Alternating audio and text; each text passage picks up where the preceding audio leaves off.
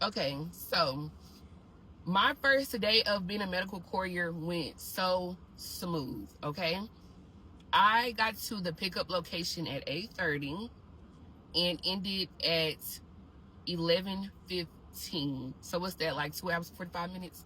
We just gonna estimate it's 3 hours, about 3 hours. That's it.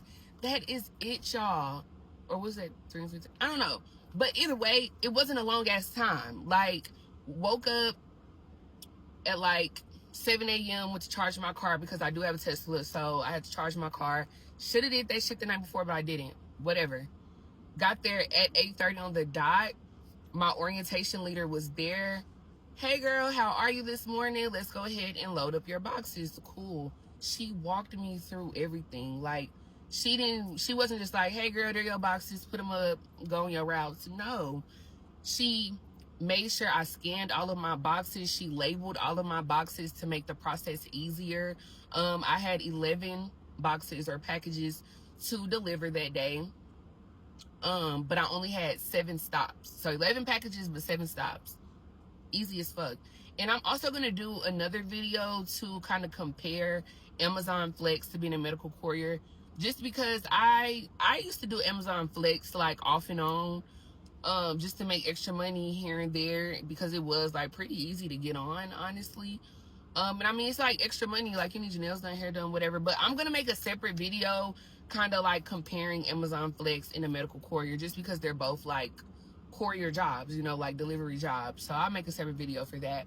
But yeah, so I've now loaded all 7 boxes into my car. I'm not gonna lie, a couple of those boxes were heavy as shit, but I mean, I did it. You could do it. But I was kind of just like, what the fuck? Like, how much do this weigh? But yeah, so I loaded up everything. Started at 8:30, ended around 11:15. Literally, all I was doing was following the GPS, because the app tells you where to go to get to the resident's house or the patient's house. Pull up to the house, scan the box, sit the box on their porch, take a picture, you're done. Drive to the next location. The longest distance that I had to drive between 2 stops was like 30 minutes. That was like the longest I had to drive to get to the next stop. From one stop to the next stop. The rest of them were like 20 minutes or less. So it was so easy. But what I will say is I tracked my own miles. So in the app, it'll give you an estimate of how many miles you might have to drive. But I went ahead and just tracked them myself, so I can have it for my records, and so I can write them off at the end of the year. Because again, I'm operating as a business. I'm about to write every single thing off, okay? That's another pro tip. You're welcome.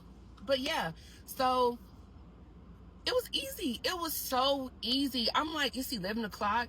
I could go home, eat, take a nap. I've literally done what I needed to do. But yeah, so back to the mileage. I'm sorry, I kind of get off track sometimes. So back to the mileage. I tracked all of that in my own app.